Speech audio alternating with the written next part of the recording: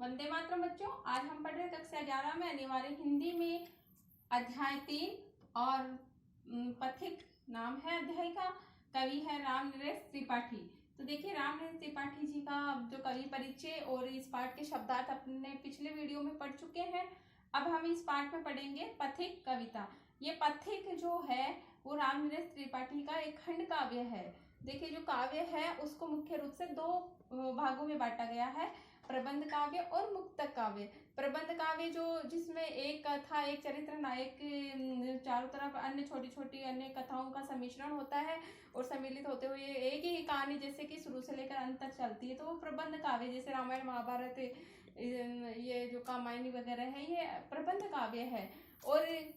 मुक्तक काव्य जो छोटी छोटी रचनाएं होती है, फुटकर कविताएं होती है, जैसे मीरा जी भाई के पद है, कबीर के दोहे हैं, ये एक ही बात को एक छोटे से सरल वाक्यों में दो पंक्तियों में भी कह देते हैं, तो वो मुक्तक काव्य कहलाता है। अब ये जो प्रबंध काव्य है इसके भी दो भाग हैं, महाकाव्य और खंड काव्य। तो जो प्रबंध काव्य महाकाव्य है,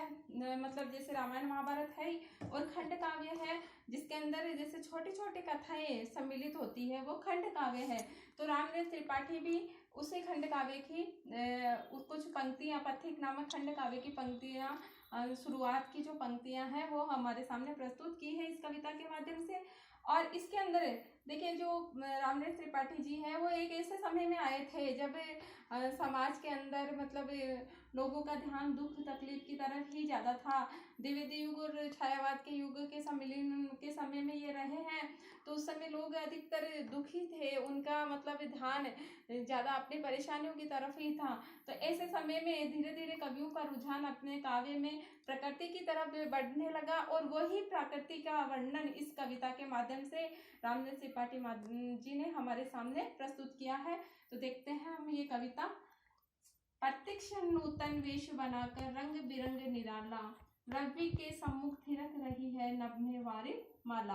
कि जो कवि है वो एक पथिक के माध्यम से कह रहा है कि वो जो पथिक है वो मतलब समुद्र के किनारे पे प्रकृति का जो दृश्य है वो देख रहा है, और वहां पर बैठा हुआ क्या देखता है कि प्रतिक्षण यानी हर पल पल पल में नूतन यानी नया, वेश यानी रूप बनाकर, रंग बिरंगा और निराला अलग अलग रूप बनाकर, रवि यानी सूर्य के सम्मुख थिरक रही है, नाच रही है, नभ में आसमान में, वारिद माला यानी बादलों की पंक्तियां, वारिद माला यानी वारिद यानी वारी देने वाले बादल, और माला यानी इनकी पंक्तियां, कि बादलों की जो पंक्तियां हैं एक के बाद एक सूर्य के सामने आ कर क्या कर रही है, नाच रही है, और पल पल में उनका रूप है रंग बिरंगा होता जा रहा है। यानी जो बादल है वो उनके अंदर वाष्प है, और उस वाष्प पर जब सूर्य की किरणें पड़ती हैं तो उनका रंग इंद्रधनुष की तरह प्रतिक्षण पल पल में बदलता हुआ दिखाई दे रहा है, जो कि निराला बड़ा ही सुंदर दिखाई दे रहा है, नूतन वेश उनका दिखाई दे रहा है। तो कवि कह रहा है कि ऐसे लग रहा है जैसे वो बादल उस सूर्य के सम्मुख आकर, सामने आकर थिरक रहे हैं, नृत्य कर रहे हैं। नीचे नील समुद्र मनोहर, ऊपर नील गगन है, घन पर बैठ बिचरू बिचरू बीच में बिचरू, यही चाहता मन है। कवि कह रहा है कि अब देखिए वो जो ऊपर बादल है उनके नीचे क्या है, नीला समुद्र है जो कि मन को हरने वाला है, बहुत ही सुंदर है, और ऊपर नील गगन है, और उन बादलों के ऊपर क्या है, नीला आसमान है। और देखिए उस नीले समुद्र और नीले आसमान के बीच में क्या है, बादल है। तो कवि कहता है कि घन पर बैठे विचरू में, यानी मैं भी, घन यानी बादल, कि इन बादलों पर बैठ कर मैं भी विचरण करूं, मैं भी घूमूं, यही चाहता मन है। मेरा मन भी यही चाहता है कि उस नीले समुद्र और नीले आसमान के बीच में उन बादलों के ऊपर बैठकर मैं विचरण करूं, घूमूं, मेरा मन यही चाहता है। रत्नाकर गर्जन करता है, मल्यानिल बहता है। रत्नाकर यानी समुद्र, समुद्र बहुत तेज गर्जना कर रहा है और मल्यगिरी पर्वत से ठंडी ठंडी हवाएं, मल्यानिल यानी मल्यगिरी पर्वत का नाम है, अनिल यानी वहां से आने वाली हवा, वहां पर चंदन के वृक्ष बहुत है तो कहते हैं ठंडी और सुगंधित हवा वहां से आती है। तो रत्नाकर तो गर्जना कर रहा है, बहुत तेज आवाज कर रहा है और ठंडी ठंडी हवा मल्य पर्वत से निकल कर आ रही है। हरदम ये हौसला हृदय में प्रिय भरा रहता है, इसलिए वो अपने प्रेमी का, अपनी प्रेयसी को संबोधित करके कह रहे हैं। अब वो